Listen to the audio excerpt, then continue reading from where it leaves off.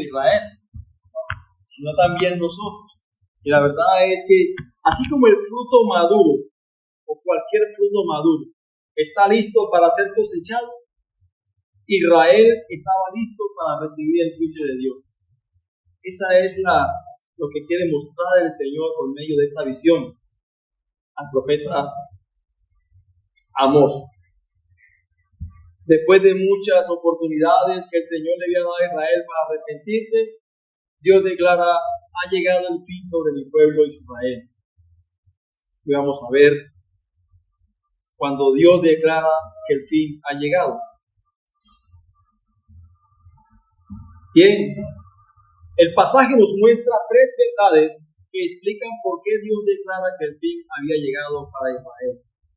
En primer lugar, vamos a ver, Dios revela que el pecado ha llegado a su madurez. Versículos del 1 al 2 en su parte A. Así me ha mostrado Jehová el Señor. He aquí un canastillo de fruta de verano. Y dijo: ¿qué ves, Amós? Y respondí: un canastillo de fruta de verano.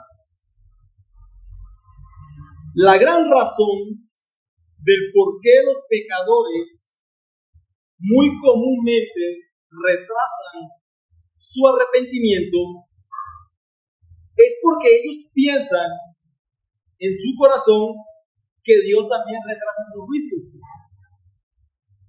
¿Sí?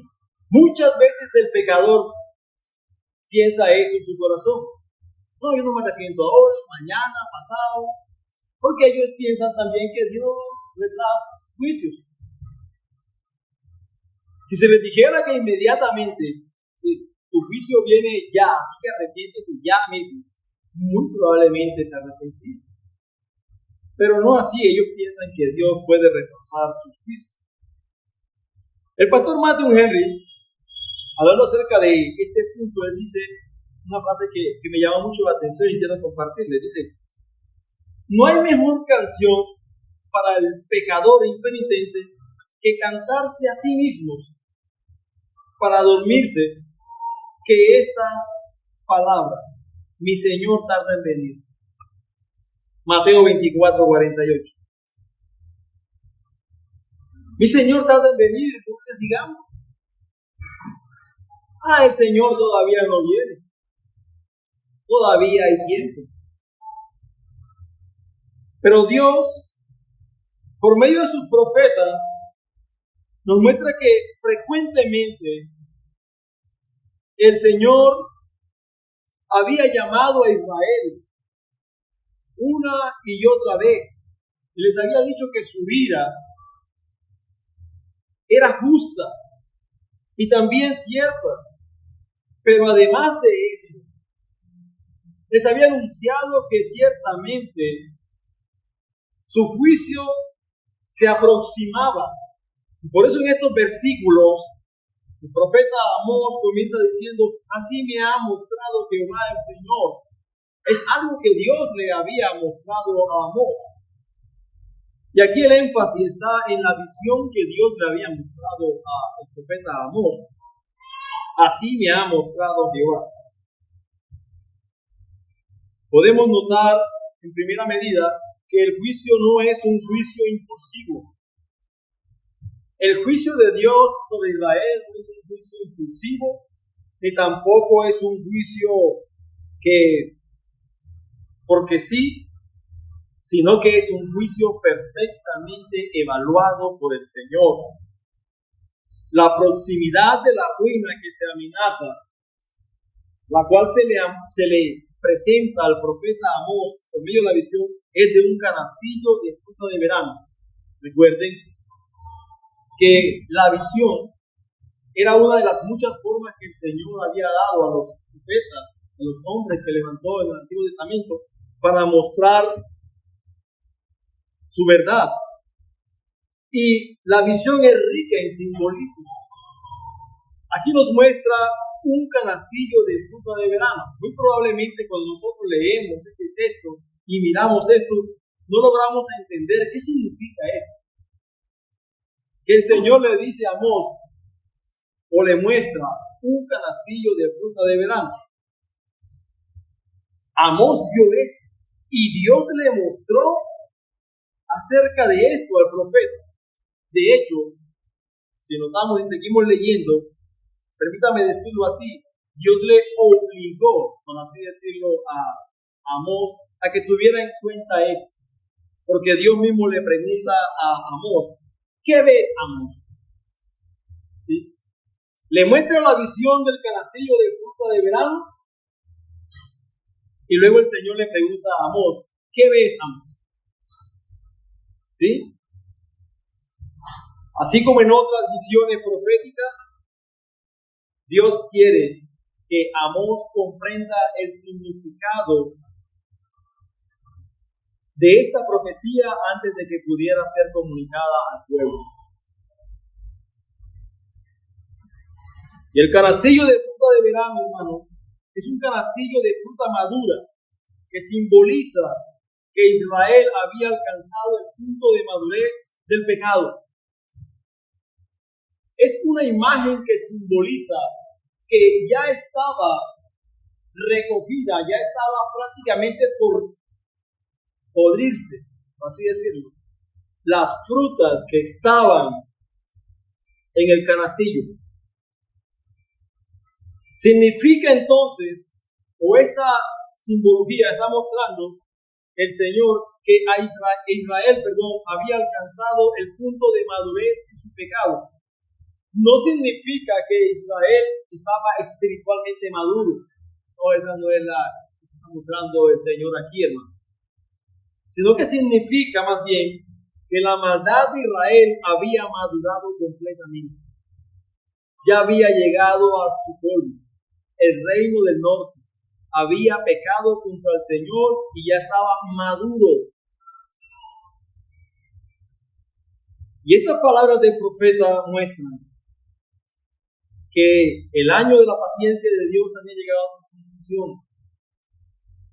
que ya era el otoño para la nación de Israel y su año llegaría pronto a un sombrío invierno, que ya iba a pasar de la misericordia, de la paciencia, del llamado a arrepentimiento, lo cual el Señor una y otra vez por medio de sus profetas había hablado al pueblo de Israel, y sin embargo ellos habían postergado el arrepentirse o tomar en serio las palabras del Señor. Dios no juzga, hermano, precipitadamente. Dios no juzga precipitadamente. Dios observa. El Señor espera muchas veces. El Señor advierte. Pero también sabe cuando el pecado ha llegado a su colmo. Y eso es lo que estaba pasando en el pueblo de Israel. Pecaban una y otra vez.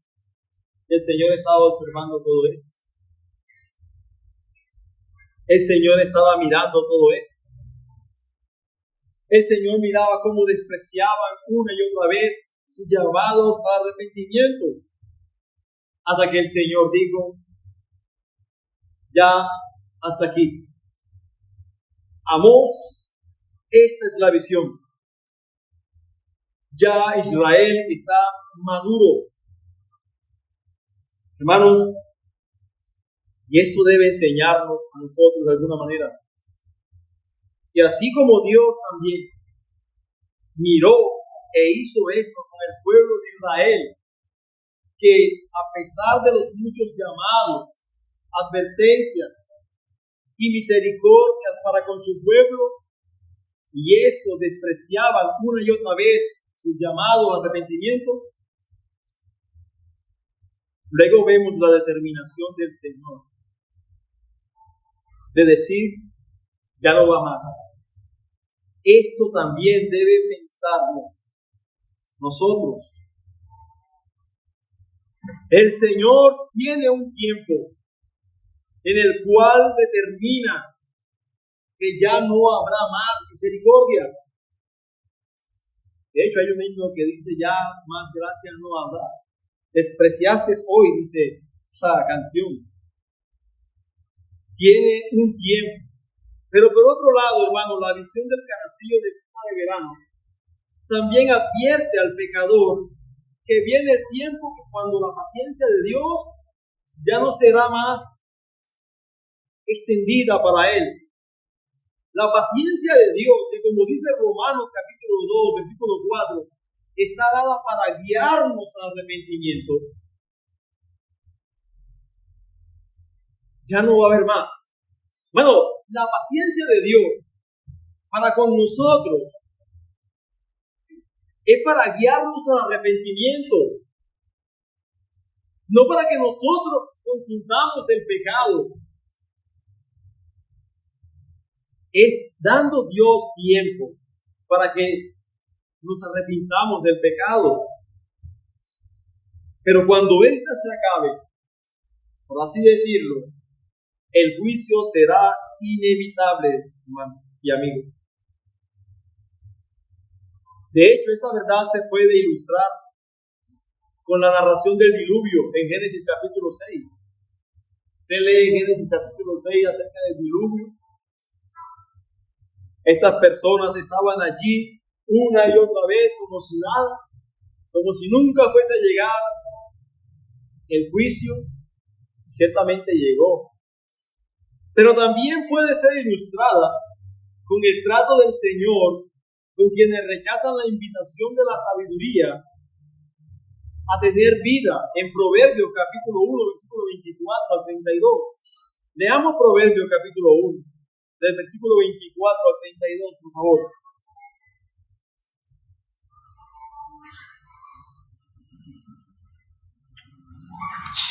Proverbios capítulo 1, del 24 al 32. Dice así: por cuanto llamé y no quisiste oír, mire, extendí mi mano y no hubo quien atendiese, sino que desechasteis todo consejo mío y mi reprensión no quisisteis. También yo me reiré en vuestra calamidad y me burlaré cuando os viniere lo que teméis, cuando viniere con una destrucción lo que teméis y vuestra calamidad llegare como un torbellino. Cuando sobre vosotros viniere tribulación y angustia, mira aquí, entonces me llamarán y no responderé. Me buscarán de mañana y no me hallarán. ¿Por qué razón? Por cuanto aborrecieron la sabiduría y no escogieron el temor de Jehová, ni quisieron mi consejo, y menospreciaron toda reprensión mía.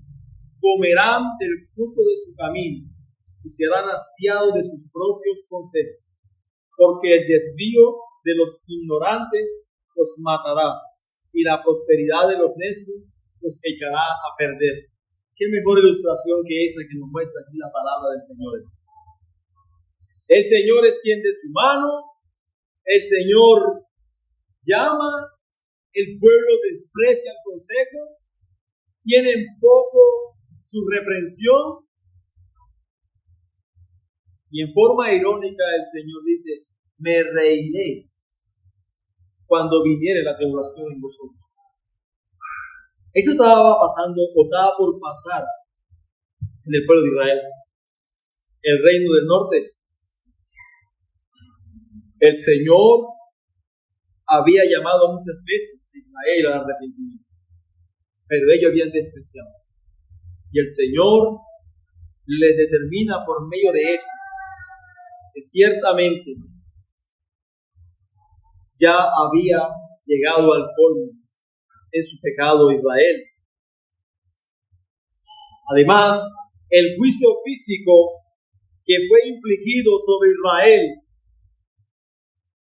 en el año 722 a.C. señala al juicio eterno mucho más grande que espera al pecador que rechaza a Cristo. Es de alguna manera una especie de tipo. Israel rechazó al Señor, rechazó a sus profetas y recibió un juicio, una ruina, una destrucción. ¿Usted qué espera de aquellos que rechazan a Cristo? Aquellos que rechazan al Hijo de Dios no pueden esperar menos que Israel como nación. Este es el Dios de la Biblia. En segundo lugar, Dios declara que el tiempo de la paciencia terminó. Mire cómo dice el versículo 2 en su parte B. Después de que Amós ha visto la visión, el Señor le dice a Amós lo siguiente: y me dijo Jehová, ha venido el fin sobre mi pueblo Israel, no lo toleraré más. El Señor no lo va a tolerar más. Yo creería que aquí encontramos la declaración más fuerte del texto. Dios dice: ha venido el fin sobre mi pueblo Israel. Y es notorio porque el Señor llama a Israel todavía como mi pueblo Israel. No lo toleraré más. El propósito y el significado de la visión que le dio el Señor a Amós es este: ha venido el fin sobre mi pueblo Israel.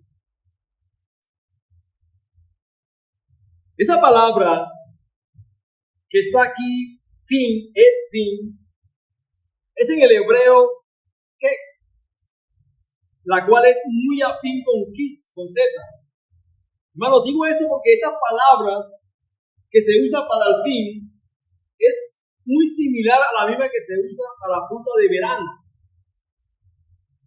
Así que la similitud de los sonidos da a entender que así como la fruta de verano indica que ya está para recoger, cuando usted ve una fruta madura en un árbol, es un día que ya es momento de recogerlo o va a caer solo.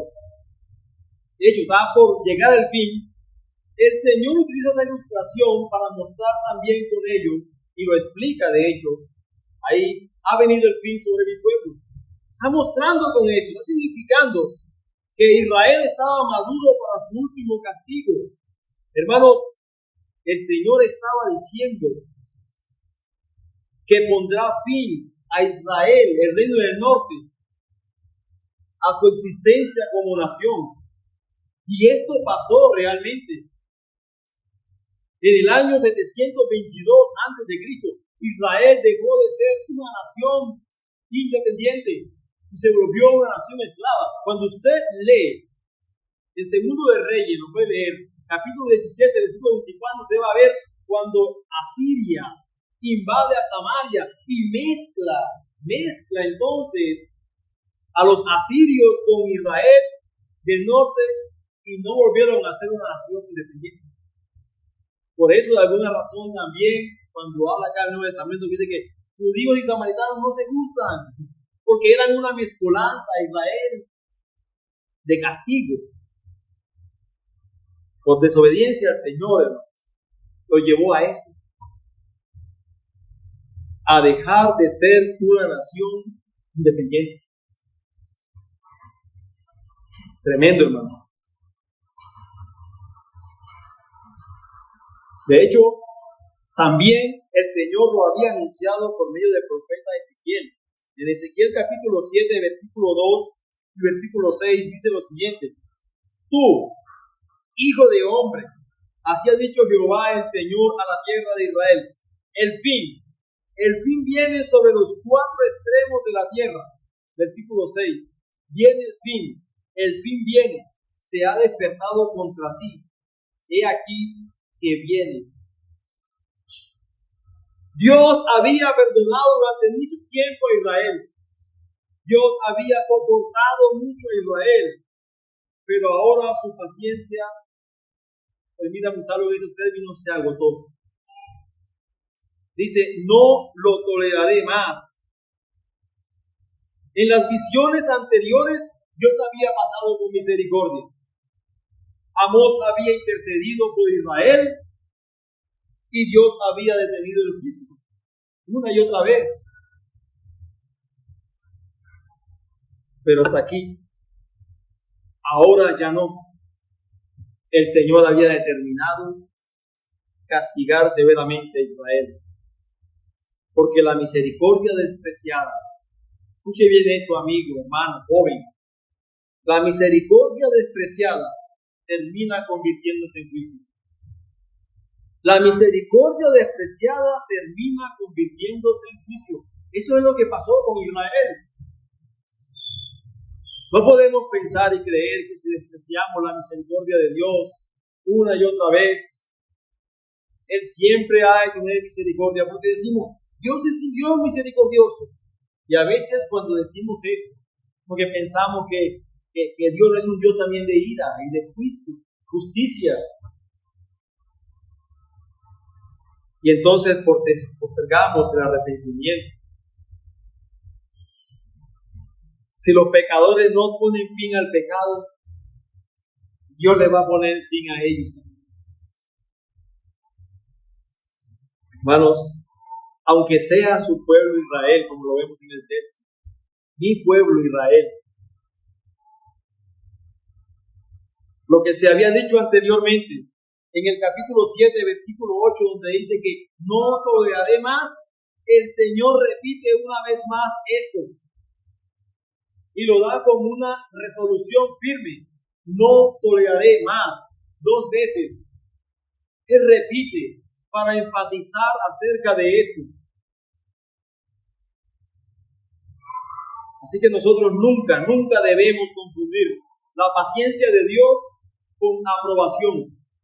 Si usted y yo estamos pecando y no ha pasado nada, hermano, no es porque Dios esté aprobando el pecado en nosotros. No es porque Dios esté contento con ello. Usted no puede confundir la paciencia de Dios con la aprobación de Dios. De ninguna manera. Dios es santo. Dios es justo. Así que cada día de gracia es una oportunidad más bien para arrepentirnos de nuestros pecados. Debemos examinarnos a nosotros mismos. No sea que seamos sorprendidos como fue el pueblo de Israel. Pero en tercer lugar, Dios describe la realidad devastadora del juicio. Versículo 3. Mire cómo Dios describe la realidad devastadora del juicio sobre Israel. Y los cantores del templo gemirán en aquel día, dice Jehová el Señor. Muchos serán los cuerpos muertos. En todo lugar los echarán fuera en silencio. La consecuencia de haber despreciado los llamados de misericordia, arrepentimiento de Dios, es el juicio.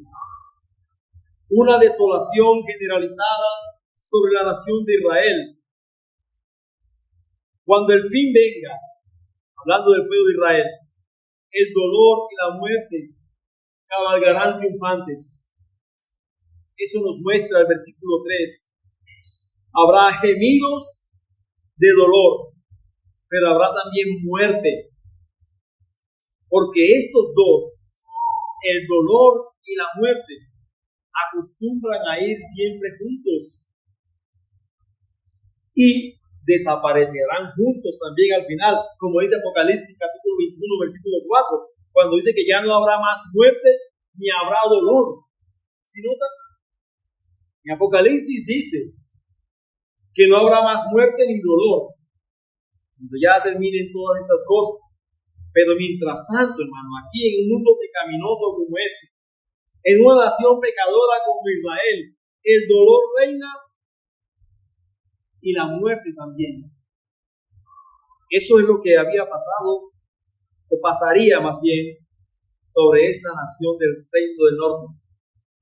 Dolor y muerte. Un dolor tal que los cantores del templo gemirán en aquel día. Los himnos de gozo que cantaban estos hombres en el templo real de Betel, porque aquí hace alusión a Israel.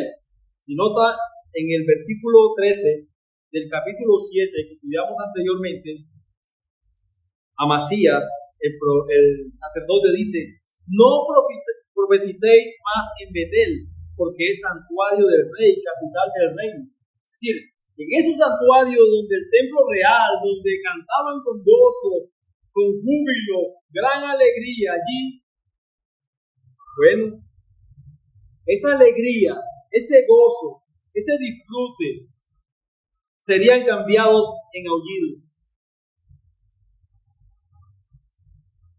Quizás aquellos cantos eran muy inmorales y profanos, pero lo cierto es que tarde o temprano Dios los convertiría en llanto y lamento.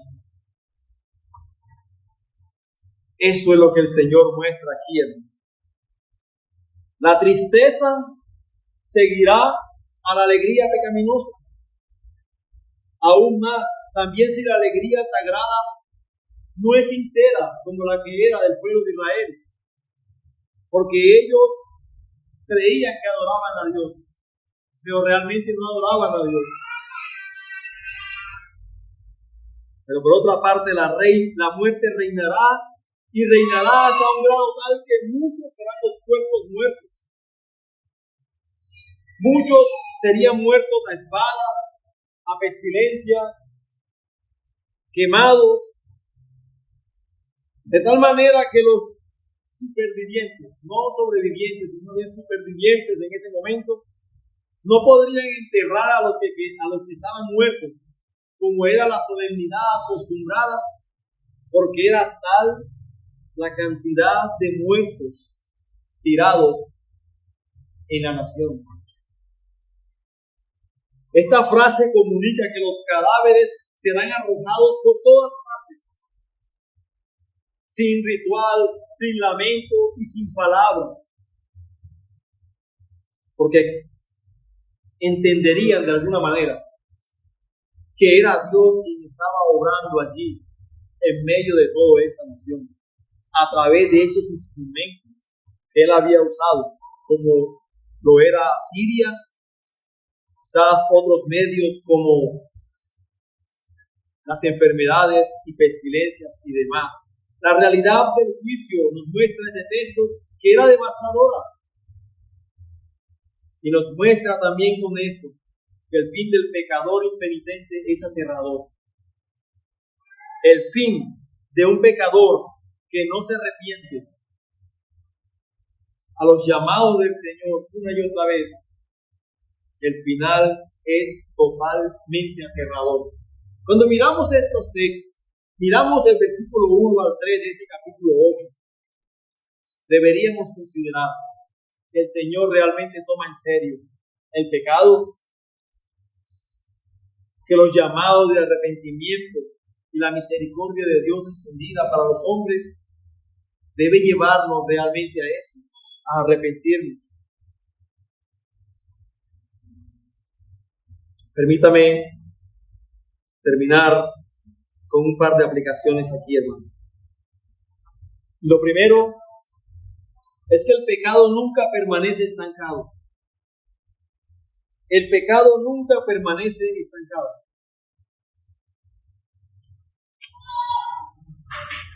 Israel no llegó de un día para otro al punto del juicio. ¿Usted cree que Israel llegó de un día para otro al nivel que llegó? Por supuesto que no. Israel no llegó de un día para otro al juicio. El pecado fue creciendo lenta, pero progresivamente. Porque pequeñas concesiones, pequeñas desobediencias, como llamamos nosotros muy comúnmente, pequeñas indiferencias, hasta que finalmente el fruto está maduro. Eso pasó con Israel, y lo mismo ocurre hoy. Un corazón que deja de buscar al Señor difícilmente se enfría de un día para otro. Eso no es que yo me enfríe hoy, hermano, estoy así. O sea, ayer estaba bien, ya hoy me enfríe. No, eso no es así. Nunca es así. De hecho, la madurez espiritual o la madurez del pecado se desarrolla mediante decisiones repetidas. Usted no es espiritualmente maduro de la noche a la mañana. Usted nosotros necesitamos, si queremos ser maduros espiritualmente hablando, requiere un proceso continuo, diligente. No somos maduros de la noche a la mañana, de un día para otro. Lo mismo ocurre en cuanto a la madurez del pecado. Se desarrollan mediante decisiones repetidas.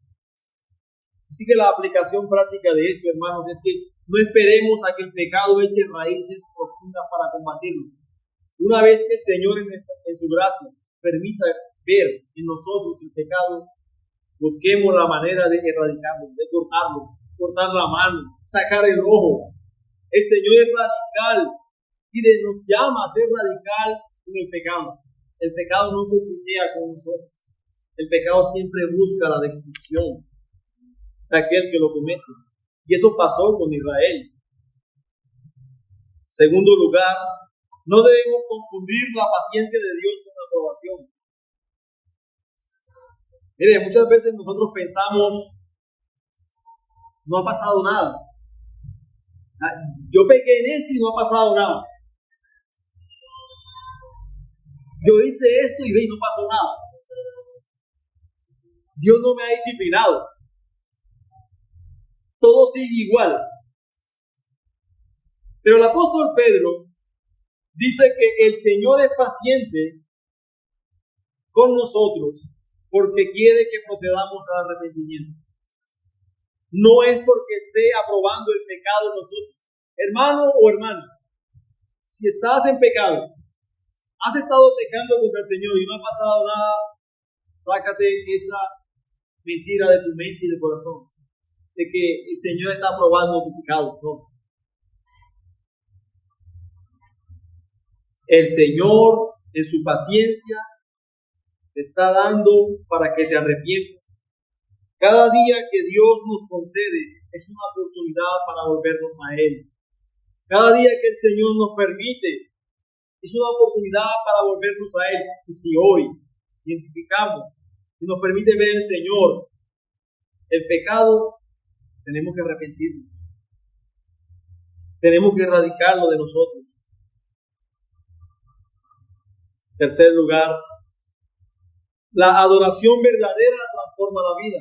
Mire, Israel cantaba, había música, había ceremonias, pero Dios anunció que esos cantos terminarían en lamento. ¿Saben por qué? Porque la adoración nunca sustituye la obediencia. La adoración nunca sustituye la obediencia. Mira, la iglesia debe preguntarse, nosotros debemos preguntarnos, ¿nuestra adoración continúa el domingo en la manera como vivimos el lunes, el martes, el miércoles y el jueves? Porque aquí nosotros venimos y sabemos acerca de la adoración regulada y que Dios debe ser adorado así y procuramos hacerlo de la manera que el Señor nos manda que debemos hacerlo. Pero el lunes, martes, miércoles y jueves, los demás días de la semana, ¿cómo vivimos? No podemos pretender como pretendió Israel, que porque adoraban a Dios en los templos, cantaban himnos y cánticos, ya eso era suficiente. Como vamos a ver en los versículos posteriores, del 4 en adelante, el Señor va también a llamar a Israel por su manera injusta de vivir y de tratar los unos a los otros. Así que debemos considerar eso. La obediencia es algo que le debemos a Dios, a nuestro Dios. Y por último, hoy seguimos viviendo bajo la paciencia de Dios. Esa es la verdad.